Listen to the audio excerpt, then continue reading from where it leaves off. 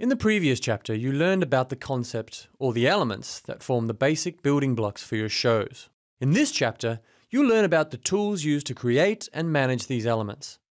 We're going to look at the programmer, the editor, and the selection panel. The highlighted area constitutes the programmer's physical interface. These controls give you direct access to your selected devices. The selection panel is located here. The buttons have multiple functions. They can be used for device selection, naming your structures, or direct assignment, which we will explain in the end of this chapter. The editor here is where you manage your scenes and apply timings. How does the Xciter work with these structures? Let's take a look. Everything is centered around the editor. The editor manages one sequence at a time. The yellow box represents the sequence. As you can see, it holds one scene. With the editor, you can add, insert, and delete scenes into the sequence. The editor is also where you apply timings to the scenes. That is scene time and fade time. Once satisfied with your sequence, you can name and save it to show memory. This way, it's easy to locate when putting together your show.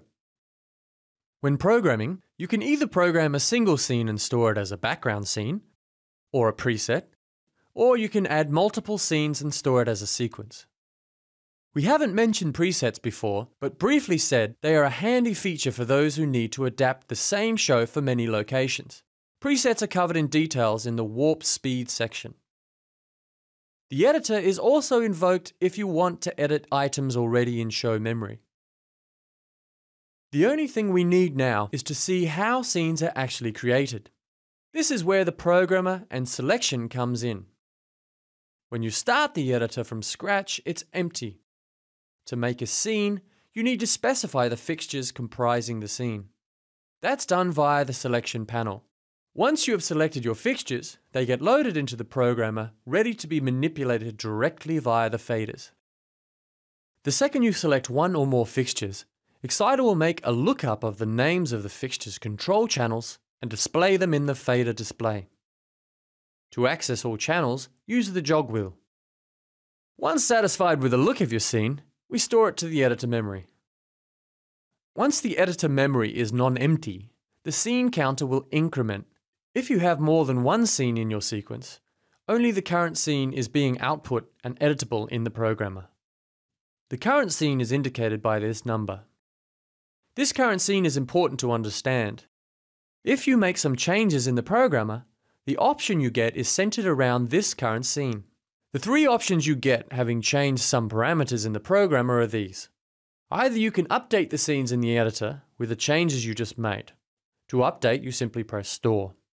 Or, if we make another change, the second option is to append it to the end of the sequence by pressing Add.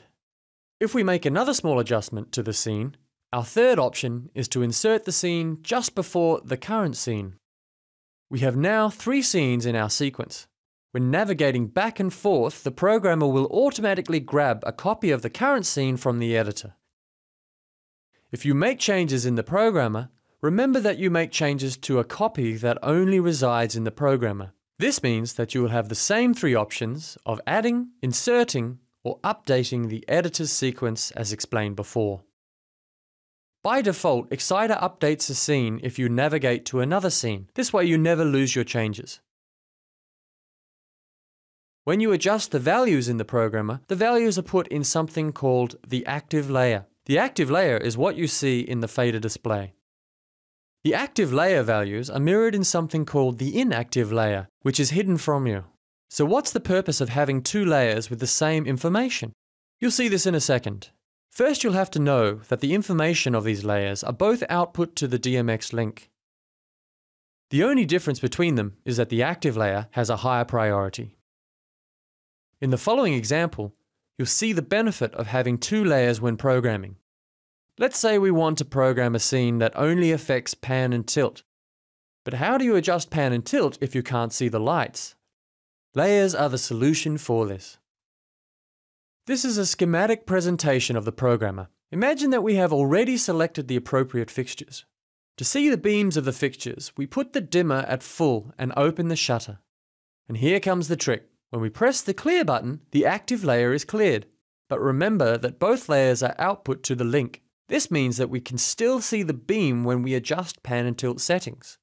Notice how the active layer only holds values for pan and tilt. The rest of them is what we call transparent. So what happens when we store the scene to the editor? Only active channels in the active layer are stored. That is, these two values, pan and tilt. Once satisfied with your sequence, whether it be a single scene or multiple scenes, you must store the sequence from the editor memory to show memory. If you quit the editor or turn off Xciter without doing that, you lose your work. When storing to show memory, you get different options. On the right side of the menu, you can store directly to show memory without assigning the sequence to a cue button or playback fader. With the options on the left side, Xciter also stores to show memory, but you have to select exactly which cue button or playback fader will be used to launch it during playback. This is also known as direct assignment. The next chapter will show an example of programming and storing.